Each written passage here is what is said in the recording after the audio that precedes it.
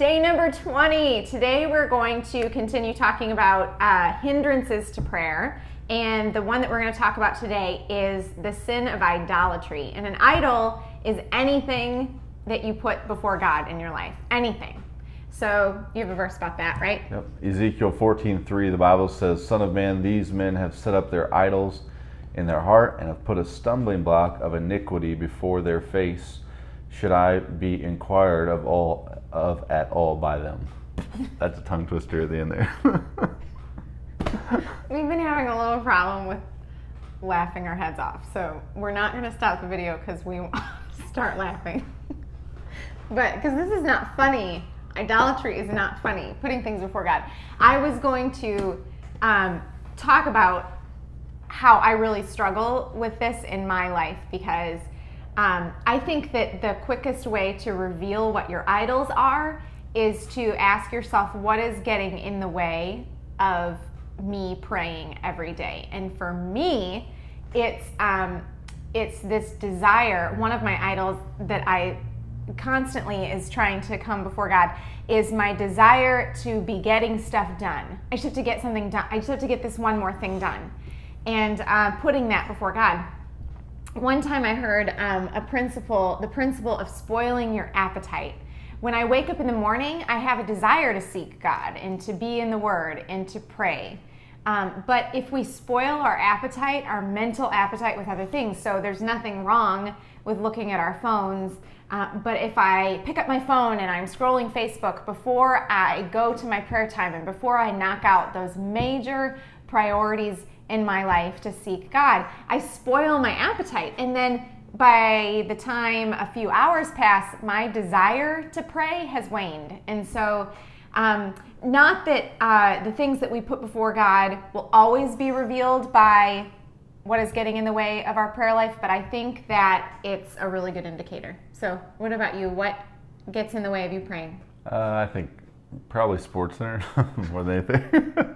In the morning, I think you kind of get going in the morning or want to check in on the news and that sort of stuff. There's a lot of stories in the Bible about people taking idols and beating them and sprinkling their dust on graves. My wife would like to destroy my idols. I don't enjoy SportsCenter. On our honeymoon, I'm not kidding, on our honeymoon, this has nothing to do with prayer, but on our honeymoon, I had this dream, this reoccurring dream, that I was stuck in SportsCenter and I couldn't get out. I was like, why am I here? Like, I can't escape this. And then I opened my eyes, we're in some hotel, and it's like, na na na, na na na.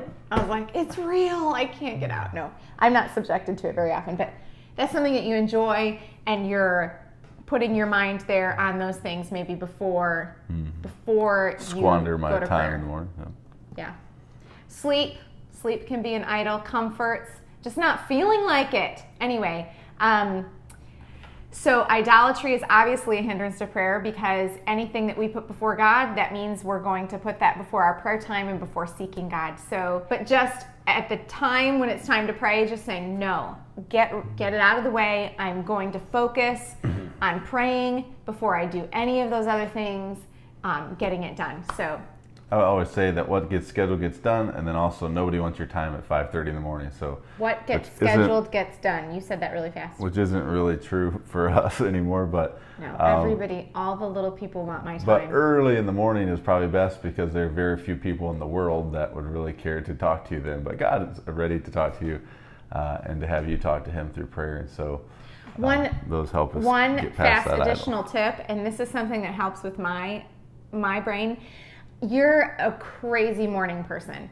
I am not at all, but I just enjoy solitude, so that has turned me into a person that's willing to get up early in the morning, although now our kids are getting up so early. They have your genes. But for a while, something that was really helping me was I am a night person, so I'm very alive and awake at night.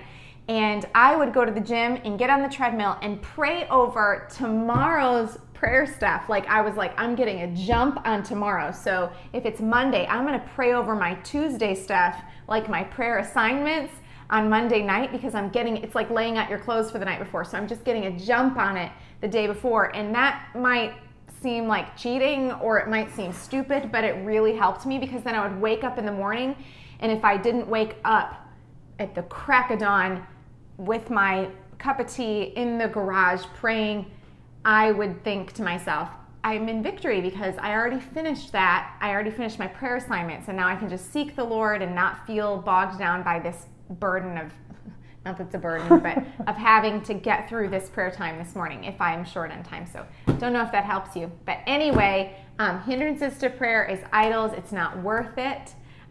Just recognizing them is the first step to getting rid of them, and just saying, well, that's dumb. That's getting in the way of my prayer time, which is only going to take me 20 minutes.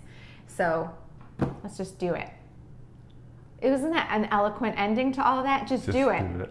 Someone said that before. Just I can't remember who it was. Destroy your idols. Did you hear that when I was watching Sports pray. Center? No. I heard it. It's a slogan of some famous company. Day number 20.